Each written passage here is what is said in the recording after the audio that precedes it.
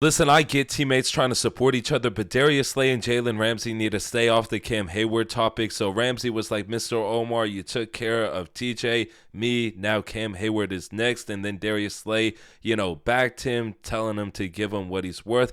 But the problem is, they already took care of Cam Hayward when he was 35, 2 sack season, lots of injuries.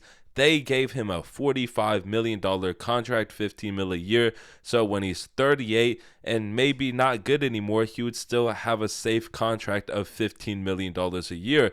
The problem is Cam Hayward doesn't know how to take care of himself because he told them, I'll be back to renegotiate next year after I have an all-pro season. But the problem with that is if you thought you were going to have an all-pro season, you should have at least added incentives into your contract where if you hit a certain number of sacks, you get a bonus, you get more money. If you become an all-pro, you get a bonus. You see what I'm saying? Like that at least. But if you were really that confident, then you should have taken a prove-it deal. But in his heart, he knew the right decision was to play it safe. The Steelers, again, were taking the risk in that situation. I said that in the last Cam Hayward video, and it's true. He's a 35-year-old DN in that situation where he's coming off injuries, a 2-sack season. You don't know if he's going to stay healthy because he's older at a very physical position, and you still give him 3 more years until he's 38 with $15 million a year. You don't even know if he's going to be fully healthy throughout most of the year this year if he plays and ends his hold-in. You never know what's going to happen in the NFL.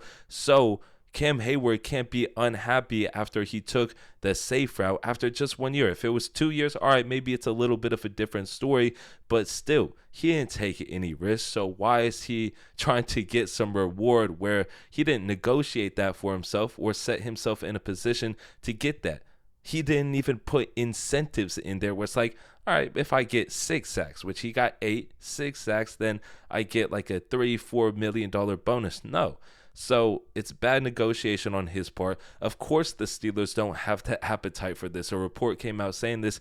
Like, that's obvious. It's as simple as if you don't take certain risks, you don't get certain rewards. And again, he didn't even negotiate incentives, which wouldn't have been a risk. I'm sure they could have come to some incentive agreements, and maybe they still do. But in terms of a new contract, I don't see the Steelers giving that to him at all. Again, the incentives are the only thing that I can see the Steelers passing out. One thing's for sure, though, Cam Hayward is not only going to need a new agent, he might need a new PR team too, because this is just a terrible look right before the season. And if he isn't out there week 1, that's a real bummer, and a lot of people are going to view him differently. So hopefully he ends the hold-in. I'm not the one to really be on the side of the organization that's worth billions of dollars and is in the position to pass out more money, but this is just flat out stupid. I'm usually with the players, but again, this is just next level dumb.